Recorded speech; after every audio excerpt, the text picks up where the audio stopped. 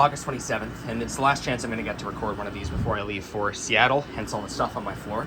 But I figured I would just go through these real quick. So, on the cracky front, I have some good news. We do finally actually have some peppers starting to form. So I picked up from Walmart this crappy little electric toothbrush, and I've just been going at the flowers a little bit like this, just like taking this toothbrush to them. And I've been finding that that's helping quite a lot more with pollination. There's actually stuff flying off now. I think I just wasn't doing it properly before.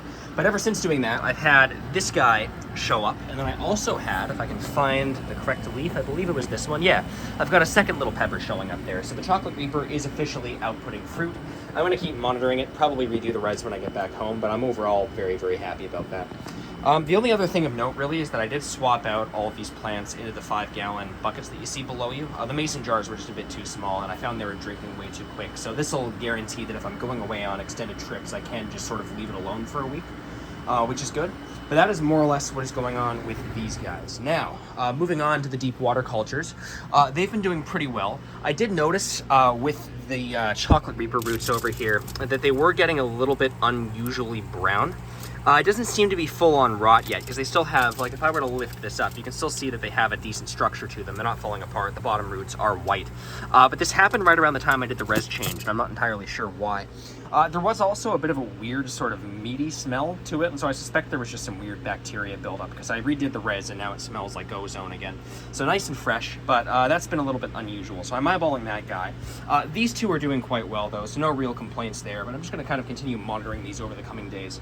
Again, I think a lot of this is just that I chose to do this in sponge in the first place, and while I did the clay pebble thing, and while that did certainly help, it's not perfect. It's not like a one-stop fix for everything.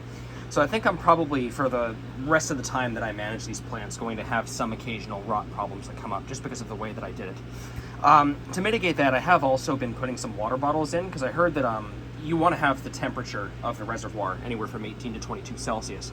So I started freezing these water bottles and throwing them in at the bottom, and that seems to be helping and kind of leaving them in like a good enough state. So I'm probably just going to keep doing that, but in hindsight, probably should have done rock wool. Again, that would have solved a lot of these issues, but just kind of gonna make do with what I have and just know that going into next year, it'll be quite a lot better.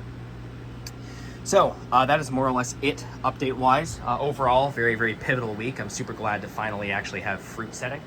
And I'm hoping that some more come through on here. Like you can see a couple of flowers showing up along the sides and things. So I'm hoping that at least a few of these guys set. So I'll leave things here. Thank you all very much for watching, and I'll probably update you all in a week again once I'm home.